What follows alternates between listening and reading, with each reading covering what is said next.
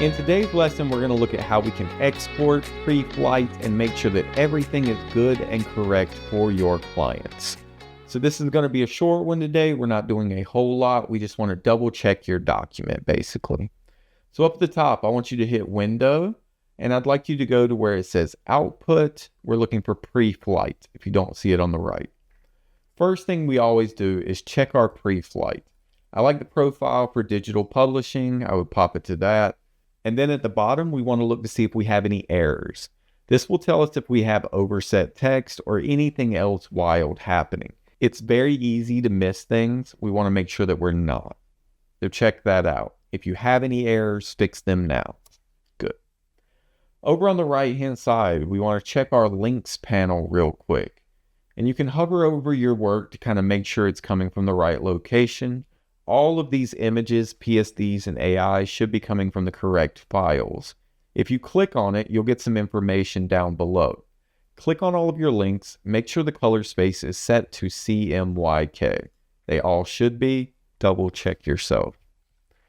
If you would like to make sure that anybody else can use these images or this file later on, you want to save all of these images in here, you can embed these images. So select all of your images on the right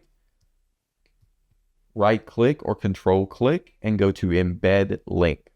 That way, if they don't have the links, they still have the images, because that happens all the time where people send themselves or other people documents like this, but they don't send the images along with it. So embedding is a good way to kind of make sure that doesn't happen or doesn't create an issue. Good. Now, if you were sending this to a client to work with, there are potential needs to outline the text. This is not always the case. You've noticed on a lot of the documents that I've given you that the text is outlined because I don't know if you have the font that I'm looking for or not, and I'm not trying to make you download fonts constantly. If you know for a fact you are never going to need to type on this again, change any of this text, we can create outlines. Now, before I do that ever, I save the original document. So let's hit a Command S. That saves our original. Now, click on the top spread and then hit Command A. That will select everything. Up at the top, I want you to click Type, Create Outlines. And that'll turn all that text into actual shapes, meaning you can't click with the type tool on it anymore. You can only edit it as if you would any other shape. Select the bottom spread. Let's do the same thing. Command A, type, create outlines. That way, if anybody tries to use this document again, they don't need to find the fonts to be able to see it. But if they were to want to alter the text, they would be up the creek a little bit. Is what it is sometimes, but it's always good to have this version just in case. I'm going to save this as a different document. Go to File, Save As. And I want to just rename this to outlines. I want to add the word outlines to the back of this document and hit save. So that way I have both. I want to export this as a PDF to allow my client to be able to print this out. I also want to export it as a JPEG so I can send it to them in an email and make sure they're happy with it, right? So let's go up to the top, File, Export.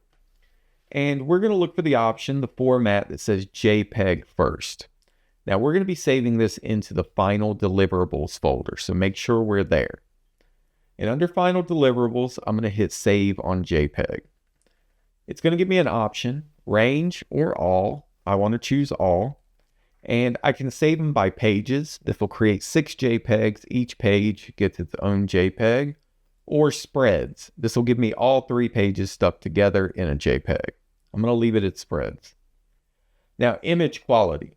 This depends on where you're at with your client. If your client has paid for the work, they're looking for the final thing, I would put this at maximum. I would bump this resolution depending on what they need to up to 300 potentially.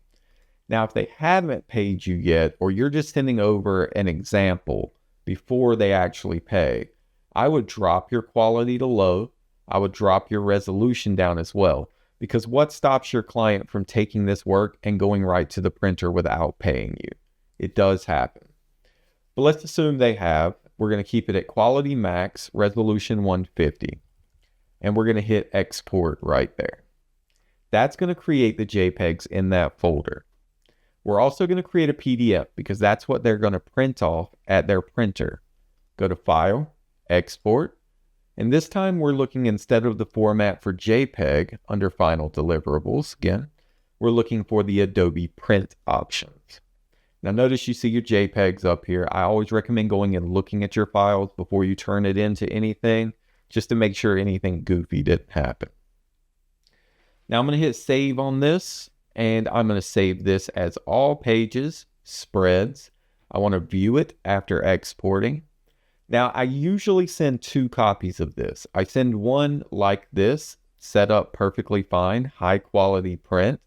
So let's go ahead and hit export on that. Let's go hit File, Export again on this, and let's look at the printer mark options because your printer may need this. So I'm going to rename this Marks, and I'm going to hit Save. And over on the left-hand side, I'm going to check in all printer marks. And under General, same information, but just mark it with all printer marks. That way your client has everything they need to take it to the printer. You can see the printer marks up at the top, sides, and bottom. This is going to help the printer figure out exactly where they need to cut, what they need to do, how they need to make this work. Now, your goal with your client is to make sure they're not embarrassed when they go to the printer. So again, make sure they have every file type they may need for the future. So giving them the JPEG, giving them the PDFs with different versions. It's always good just to prepare your client. Now, if you're sending this to your actual client, I would recommend sending them separate files. Here's what I would do. This folder that you've created, I would rename it to what they need it to be. Control click on it or right click on it and go to compress to turn it into a zip file. So I would send them this zip file that has everything they need. So in case they ever need it, anything that went into the making of this is in that zip file. Otherwise, I would send them what we have in the final deliverables here. I would send them the JPEGs and the PDFs that we just created. That should be good for anything that they need print-wise. If they were trying to put this online, I would convert all of these images to RGB or convert this document to RGB and resubmit that to them as well. But with this being print, I'm not terribly worried about it. So with that, we have finished out our bike brochure. Give it a good look. Make sure you see what you've created. Take a little pride in it. That wasn't an easy one to create, but you can see how quickly you can create good style just playing around with basic things. So that's your daily dose of design. If you found this helpful or informative at all, please like, subscribe to the channel, or drop a comment in there. I love hearing from you guys. Otherwise, we'll see you in the next one.